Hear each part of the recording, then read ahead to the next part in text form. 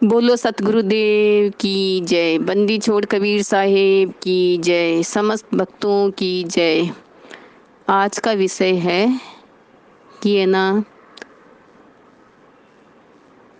सत्संग का असर क्यों नहीं होता है। तो सत्संग का असर क्यों नहीं होता है। तो शिष्य था, गुरुजी के पास गया कि गुरुजी सत्संग तो सुनते हैं लेकिन असर नहीं होता है, इसके लिए हम क्या करें। तो उसके ये बार बार ये मन में है ना, ये जो प्रश्न था, ये उत्तर चक्कर लगाते रहता था मन मन में कि हम इतना सत्संग सुनते हैं और है ना, हमारे असर क्यों नहीं हो रहा है जितना होना चाहिए, और सबके औरों के भी क्यों नहीं हो रहा है। तो ये उसके मन में है ना, बहुत बार है ना, ये जो प्रश्न था ये मन में चक्कर लगाते रहता था कि हम गुरुजी को पूछें, गुरुजी को पूछें। तो एक दिन गुरुजी बैठे हुए थे, तो उसने कहा कि गुरुजी हमें ये इस प्रश्न का उत्तर बताएं कि सत्संग का असर क्यों नहीं होता है। तो गुरुजी ने कहा ठीक है बेटा, वत्स, जाओ एक घड़ा भांग का भर के ले आओ। शिष्य भांग का नाम सुनते ही आश्चर्यचकित हो गया कि ये क्या, गुरुजी तो हमें बोलते हैं नशा पता करना नहीं है, कोई भी चीज को हाथ ही नहीं लगाना, आज वही गुरु मुझे बोल रहे हैं कि भांग का एक घड़ा ले आओ। बड़ा आश्चर्य उसको, वो देख रहे गुरु को, तो गुरु गुरु और नशा, उसको इतना आश्चर्य हुआ, वो सोचता ही रह गया खड़ा खड़ा। तो गुरु ने कहा कि वत्स, सोचते क्या हो, जाओ ये घड़ा भांग का ले आओ। अब वो क्या बोलता, अब गुरु ने दोबारा बोल दिया तो वो चुपचाप गया, गुरु का आज्ञा का पालन किया और एक घड़ा छल छल भरा हुआ भांग का ले आया, गुरु के सामने रखा और बोला कि जैसी आपकी आज्ञा थी वैसा मैंने कर लिया। तब गुरु ने बोला कि ये सारा घड़ा पी लो।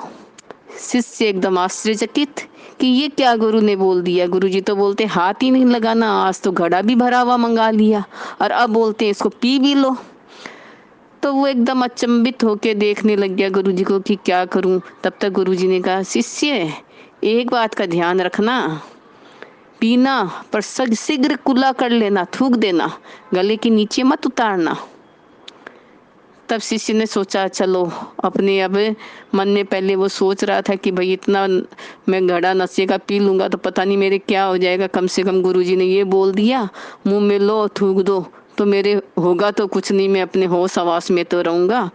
तो उसने फिर है ना, मन ही मन ये सोचते हुए शिष्य ने जो गुरु ने कहा था वो गिलास में डाला भांग, और जैसे ही मुंह में घूंट लिया थूकते गया, घूंट लिया थूकते गया, ऐसे करते करते करते करते उसने पूरा घड़ा है ना खाली कर दिया और कहा, गुरुदेव अब घड़ा खाली हो गया।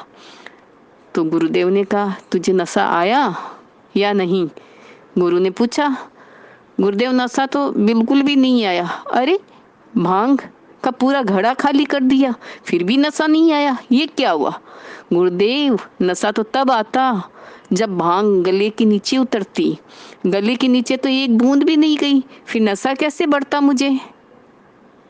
फिर गुरु जी ने कहा, सत्संग को भी ऊपर ऊपर से जान लेते हो, सुन लेते हो, गले के नीचे तो उतारता ही नहीं, व्यवहार में लाता ही नहीं, तो प्रभाव कैसे पड़ेगा।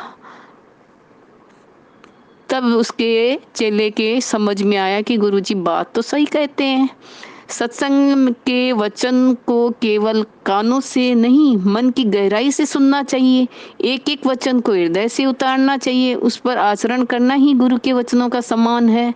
फिर वो ऐसे उसने कहा, हाँ गुरुजी सही बोल रहे हैं, और गुरुजी तो ये भी बोलते हैं, 5 पहर धंधा किया 3 पहर गए सोई, एक घड़ी ना सत्संग किया तो मुक्ति कहाँ से होई। अब मैं गुरुजी का सत्संग बार बार बार बार सुनूंगा।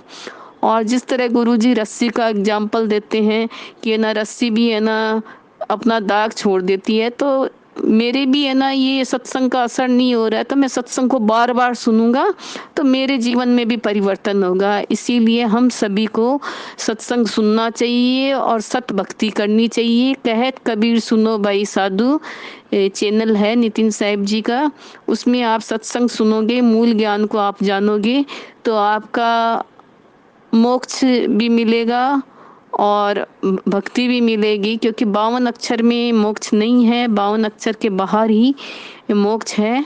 तो इन्हीं शब्दों के साथ एक बार फिर कहना चाहती हूँ आप सभी को, कोटि कोटि साहिब बंदगी सतनाम।